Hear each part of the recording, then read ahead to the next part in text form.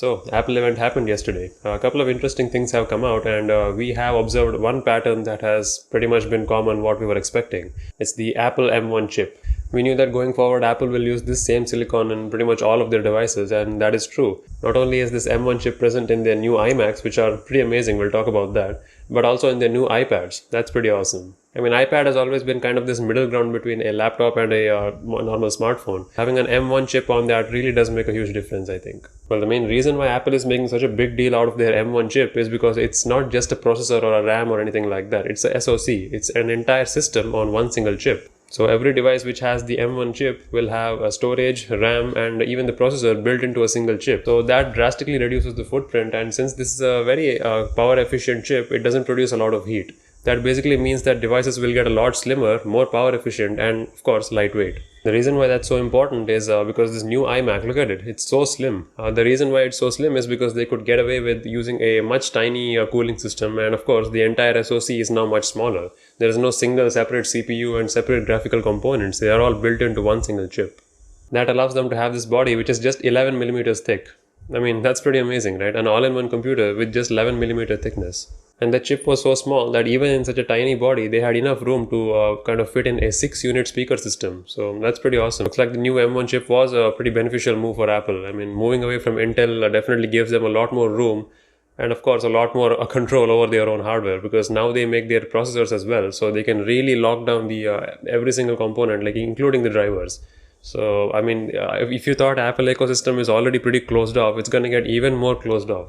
But hey, I guess as long as you're okay with being in that platform, I don't think it'll matter to you. There are 4 USB-C ports on the back, 2 of which are Thunderbolt, so you can do some pretty heavy bandwidth applications using that.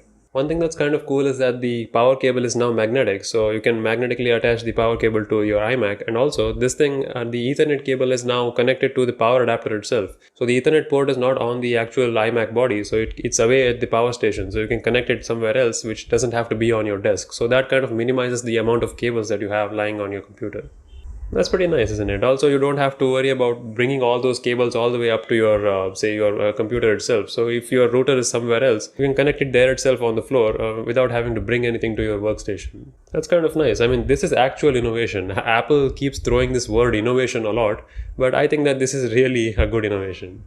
Also, their keyboard accessory now has wireless Touch ID. So, I mean, the keyboard has always been wireless, but now it also has your, their Touch ID fingerprint sensor. It uses a secure chip which is present in the keyboard itself that talks to your iMac, so your authentication is still secure. Pretty cool. And of course it has the Apple M1 chip, so it's going to be pretty fast. We already talked about that. There are 7 color variants in total, 4 of which coming in at this configuration are available at $12.99 US. Now bear in mind, this is an integrated chip, so there is no upgradability whatsoever. So even they say that 8 GB unified memory. Unified is a word for non-expandable, so that memory is basically stuck forever, so you can't really upgrade it at all. If you want to upgrade your iMac after you buy it, say 2 years later, you're going to have to buy a new one by trading this in. So there's no way you can upgrade it, it's fixed. That's a downside of using a manufacturer who makes their own chipsets. I mean, upside was that you're getting great performance, which you are, but downside is that they can lock it up as much as they want, which they will. I mean, these are targeted towards a certain demographics like officers and schools and stuff like that. So I guess for that it's fine. I mean, it has a 1080p webcam with 3 microphones array. So they have put a lot of emphasis on video calls and stuff like that on this.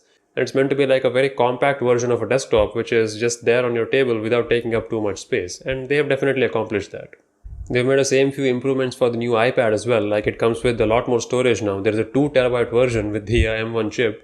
And now it has USB-C with Thunderbolt 4 on it. So that's pretty amazing. I don't think any other tablet out there has Thunderbolt on its USB port. So you can use this to drive something like a high-resolution display externally, and it's getting very close to a budget laptop territory. Since this is an iPad, it's going to have legendary battery life anyways. iPads have always had pretty good battery and great displays, and it's only going to go up from here with the M1 chip. iPads have always been the best tablets in my opinion. Like Android tablets can't really compete with a large screen form factor of iPads.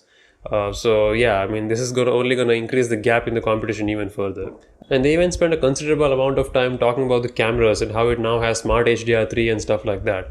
And they say how it's going to improve the usability for creators who use iPads for creativity and recording videos.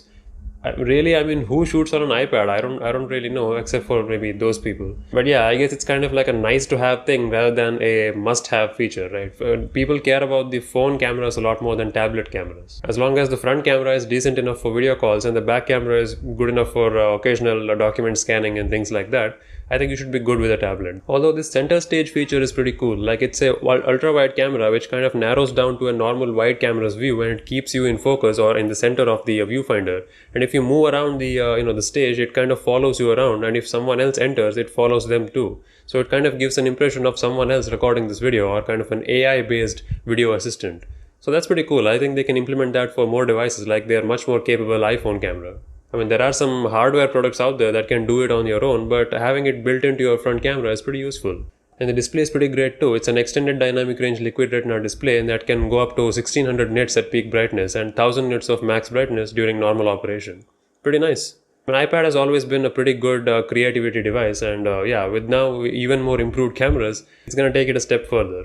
And yeah, they talk about the new Apple TV and stuff like that, and how you can use your phone to kind of map out the room and adjust the color temperature accordingly. That's pretty cool. I mean, iPhone and the Apple TV will be in the same ecosystem anyway, so there is no reason why they shouldn't talk to each other and use each other's sensors. But anyway, these were some of the things that I found pretty cool with the Apple event that happened on 20th of April. Let me know what you think of this new slim and light iMac. I think it's pretty nice. It's a step in the right direction for Apple. Although I'm a fan of upgradability, so I want my machine to be upgradable because I paid money for it, right? So I don't want my RAM and storage to be fixed forever. I don't know about you. Let me know your thoughts in the comments down below. Subscribe for more content like this, and I'll see you next time. Cheers.